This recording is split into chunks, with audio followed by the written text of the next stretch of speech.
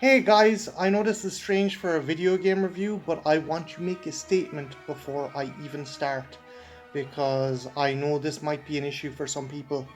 I am a fan of The Punisher. I love the character, be it written in his original form by Jerry Conway or by the fantastic Garth Ennis. I adore this character. This character kicks ass. He does make sense. A lot of people say the Punisher doesn't make sense in the Marvel Universe. Because for me, if there was, say, a Ted Bundy in the Marvel Universe, I can't see the Mighty Thor going after him.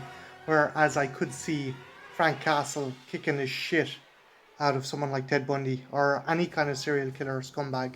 I think you need someone who is able to take on ground level threats. And you also get that in the likes of Moon Knight and Blade. But I think when it comes to Punisher, you can explore a lot more gritty avenues. That said, over the years there has been issues with the character.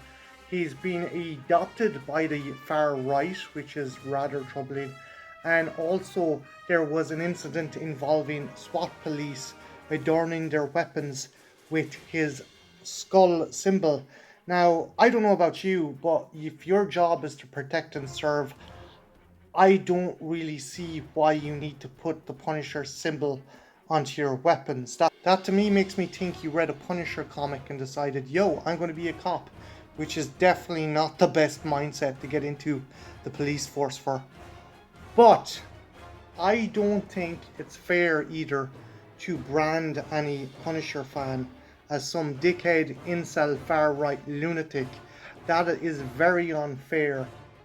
This has gone to such an extent that there are a number of content creators on YouTube that are almost embarrassed to say they're fans of the Punisher. I've seen guys refuse to review Punisher action figures and comics because they feel it is now a toxic character. And that to me is very sad. It's not Marvel's fault. It's not Jerry Conway's fault, Garth Ennis' fault. God help me for saying it's not even fucking Disney's fault. It's just that the character appeals to people of a certain demographic. But is the whole demographic made up of dickhead incel right-wing lunatics? No, and it's incredibly unfair when everyone is put under that umbrella. Both Jerry Conway and John Bernthal have condemned far-right members who use the Punisher symbol. And in fact, there has been a Punisher comic released where Frank berates two police officers for putting his symbol on their police cruiser. So yeah, just because a bunch of assholes like the Punisher doesn't mean everyone who likes the Punisher is an asshole. So with that out of the way, on to the review. The Punisher game was released in 2005 by Volition. Those are the guys behind the Saints Row games, and was released by THQ. It came out at a time when video game movie adaptations were a dime a dozen, and when it came to superhero movie adaptations, there was a fuck ton. All in varying qualities, but the Punisher definitely stands out among the rest. Keep in mind, this is before the MCU, so you get pretty lackluster titles for some very lackluster movies. The Punisher itself is a third-person action game that puts you in the army boots of Frank Castle as he patrols New York to fight different gangs and villains, most of which are from his rogues gallery. The interesting thing as well is this game also serves as a semi-sequel to the 2004 movie, so much so it has Thomas Jane voicing the Punisher, and he does a fantastic job. Being it's a Punisher game, it gives you a wide arsenal of weapons, from machine pistols to shotguns to assault rifles to even a fucking flamethrower. Frank is tooled up for any job. But it's not just weapons that he can fight the bad guys with. If given the opportunity, Frank can interrogate bad guys for information. The more information you get, the more points you accumulate. However, if Frank is too heavy-handed, he can end up killing his prisoner and as a result losing valuable points. There's 4 interrogation methods selected with the left analog stick. These 4 include gun tension, which just has you shove your gun into their face and threatening to blow their brains out, curb stomping them, beating them to a pulp, and also nearly strangling them to death. Suffice to say, Frank has to try very hard not to fuck these idiots up before he can get the information. There's also environmental interrogations, and these can be super fun too, if not a bit twisted. You can shove a lowly mobster into a mortician's oven. You can hold another dude against the enclosure of a charging rhino. These are super fun, but that bit more tricky for Frank to get info out of them, because it's a hell of a lot easier for these guys to get killed during these environmental interrogations. My favourite one is actually dealing with a dude called Ronnie the Ripper, who murdered a bunch of housewives in New Jersey. You basically pull the guy from death row and put him on the electric chair and shock him till he gives you the location of weapons. And let's just say I got Ronnie's execution date moved up.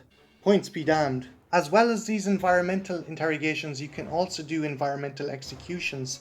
These can range from feeding dudes to snakes to dropping them into coffins with grenades. It's a fun way of dispatching your foes and getting some extra points as well. Speaking of points, as well as having health, Frank also has a rage meter. Fill this rage meter up and Frank will go absolutely ballistic. While in the slaughter mode, Frank is impervious to attack, but he will melee any nearby enemy to death. And this is handy if you're running low on ammunition and want to clear out a room. And let's be honest, it's a sight to behold seeing the Punisher take out a bunch of goons with only his fists and a bowie knife. While this being a sequel to the 2004 Punisher movie, it also takes elements from the wider Marvel universe. Particularly Garth Ennis's Welcome Back Frank and Punisher Year 1. In certain scenarios, Frank will actually have flashbacks which are actually using comic book panels from both Punisher Born and Punisher Year 1 as kind of PTSD for Frank during certain events. It also features cameos from other characters in the Marvel Universe. You obviously have some villains, such as ones exclusive to Frank's Rogues Gallery. These include Bushwhacker and Ma Nucci, but you also end up tackling both the Kingpin and Bullseye.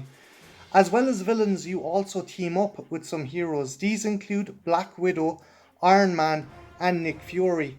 It's pretty cool to see these characters appear, and again, this is pre-MCU, so you get some very kind of more classic comic book designs than something that's trying to hark back to a movie series.